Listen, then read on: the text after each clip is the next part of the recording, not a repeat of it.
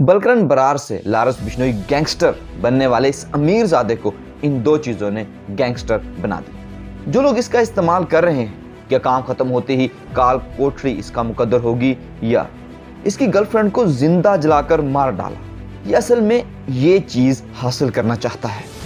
ये वही स्टाइल है। ये काफ़ी अलार्मिंग चीज़ है। अस्सलाम वालेकुम दोस्तों, कैसे हैं आप?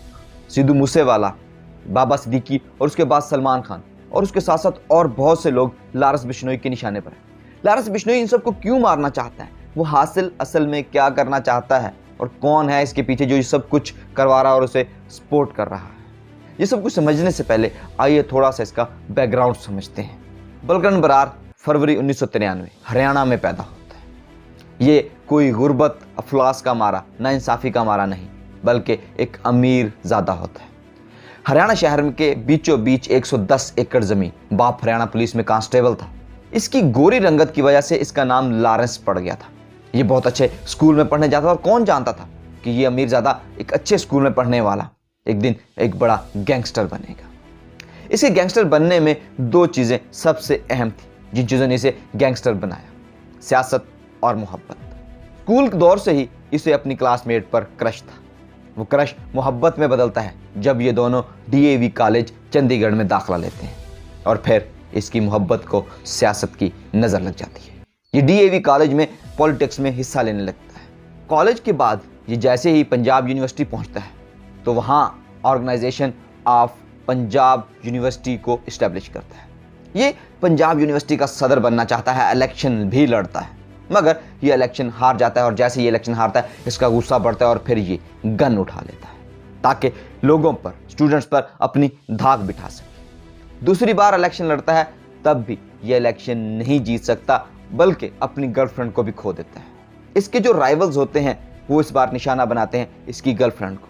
वो इसकी गर्लफ्रेंड को उठाते हैं और जिंदा जलाकर मार देते हैं, जिसके बाद इसका गुस्सा और बढ़ता है और फिर यहीं से इसकी एंट्री होती है in the world of crime. उसके बाद ये अपनी गर्लफ्रेंड का बदला लेने की ठान लेता है। जिसका मुखालिफ प्रेसिडेंट होता है उसके मैनेजर की गाड़ी तक को भी जला देता है। पंजाब कॉलेज में इसे एक और इसका दोस्त मिलता है, गोलडी बर्रार, और उसके बाद ये सिलसिला शुरू हो जाता है और सिलसिला रुकने का नाम ही नहीं लेता। और फिर इसको वहाँ पर मिलते हैं संपत नेहरा, वरिंदर प्रताप सिंह और अमनदीप मुल्तानी, और यही वो तीनों दोस्त हैं जो आज बिश्नोई गैंग के की मेंबर्स भी हैं।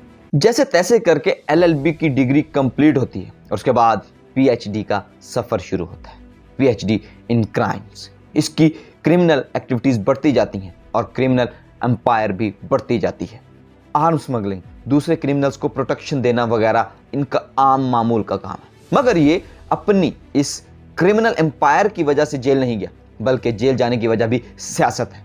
ये यूनिवर्सिटी छोड़ने के बाद भी पंजाब यूनिवर्सिटी की सियासत में घुसा रहता है और अपने कैंडिडेट को प्रेसिडेंट बनवाना चाहता है। तब ये सोचते हैं कि अगर सामने वाला प्रेसिडेंट या उम्मीदवार ही नहीं होगा तो मुकाबला कौन करेगा, और अपने कैंडिडेट के मुखालिफ कैंडिडेट को मरवा देते हैं और साथ में अपनी गर्लफ्रेंड की कत्ल का बदला भी लेते हैं। ये वहाँ से भागने में कामयाब हो जाते हैं, लेकिन 2014 में राजस्थान पुलिस इन्हें गिरफ्तार कर लेती है और ये 2014 से लेकर अब तक जेल में ही मौजूद है।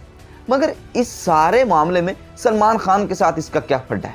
ये सलमान खान को क्यों मारना चाहता है? 2018 में ये सलमान खान को धमकी देता है कि वो अब सलमान खान की जान जरूर लेगा, क्योंकि सलमान खान ने 1998 में 2 ब्लैक बक्स को मारा था। ये बिश्नोई समाज इन ब्लैक बक्स को भगवान का रूप मांगता है और खुद इनकी हिफाजत का जिम्मेदार ठहराते हैं खुद को, जबकि अब आजकल ये लारस समाज खुद लारस बिश्नोई से थोड़ा दूर ही रहता है और उसे कोई ख़ास मोहब्बत भी नहीं करता। और पिछले तकरीबन 10 साल में शिकारियों ने 130 ब्लैक बक्स को मार डाला, लेकिन लारस बिश्नोई उनका पीछा नहीं करता, सिर्फ सलमान खान का पीछा करता है। क्यों? वो क्या हासिल करना चाहता है? सलमान खान ज़्यादा सीरियस इसको नहीं ले रहे थे, लेकिन सिद्धू मूसेवाला की मौत और फिर बाबा सिद्दीकी के बाद अब वो तकरीबन 2 करोड़ से ज़ायद की बुलेट प्रूफ गाड़ी भी इंपोर्ट कर रहे हैं और अपनी सिक्योरिटी भी बढ़ा दी है ताकि जो उनका पर्सनल गार्ड शेरू है उससे एक्टिवेट कर दिया गया है कि वो इनकी प्रोटेक्शन करे। तो अब बात सादी सी है कि वो इतना डर फैला चुका है कि वो एक बॉलीवुड स्टार को जब धमका सकता है तो छोटे मोटों की तो कोई औकात ही नहीं। اور اسی ڈر اور خوف کی وجہ سے ہی اس نے دیکھیں بابا صدیقی کے لیے جو شوٹرز ہائر کیے تھے وہ صرف 50 ہزار روپے میں حاصل کیے تھے، مطلب کہ 50 ہزار روپے میں ایک فارمر منسٹر کو راستے سے ہٹا سکتا ہے۔ تو اس کا گینگ اب پورے نارتھ انڈیا میں پھیلتا جا رہا ہے۔ شاید یہ وہی طاقت حاصل کرنا چاہتا ہے جو داؤد ابراہیم کی تھی، کیونکہ اس نے سدھو موسے والا کا قتل بھی اسی ایک سٹائل میں کیا تھا۔ یہ سدھو موسے والا اور بابا صدیقی کس کے مخالف تھے؟ کس کو مسئلہ تھا اس سے؟ شاید وہی اس کے سپورٹر ہیں۔ مگر سوال یہ پیدا ہوتا ہے کہ یہ سب کچھ کرتا کیسے ہے؟ لارنس بشنوئی خود تو ایک ہائی سیکیورٹی جیل میں موجود ہے۔ لارنس بشنوئی کی اس گینگ وار کو سمجھنے کے لیے 4 سے 5 چیزیں ہیں جس کو سمجھنا بہت ضروری ہے کہ یہ کام کیسے کرتے ہیں۔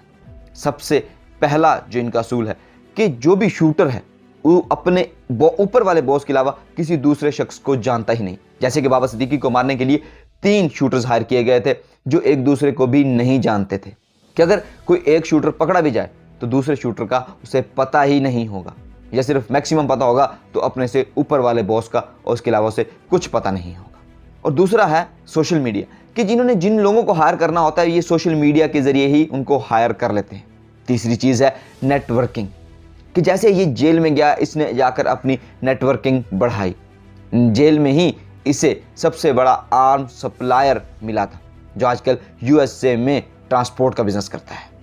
مگر یہ ان سب سے رابطہ کیسے کرتا ہے؟ ڈبہ کالنگ سے، جو کہ انٹرنیٹ کے ذریعے سے انٹریسیبل ہوتی ہے، اور اس کو جو لا انفورسمنٹ ایجنسیز کا جو نیٹ ورک ہوتا ہے، جو ان کی ٹریفکنگ ہوتی ہے، جو ٹریک کرتے ہیں اس کو بائی پاس کر کے یہ اپنے 700 سے زائد شوٹرز کے ساتھ رابطے میں رہتا ہے، اور کبھی کبھی یہ ٹی وی چینلز کو انٹرویو بھی اسی ذریعے سے دے دیتا ہے۔ مگر یہ سے انٹرنیٹ وہاں فراہم کون کرتا ہے؟ یہ سب سے اہم سوال ہے۔ اور سب سے اہم ترین چیز آپٹکس، کہ وہ ایک سٹوری بلڈ کر رہا ہے، وہ ایک نیریٹو بلڈ کر رہا ہے کہ وہ غریبوں کا ساتھی ہے، جو چھوٹی قومیں ہیں ان کا ساتھی ہے، اور جو بڑے رئیس زادے ہیں ان کا مخالف ہے۔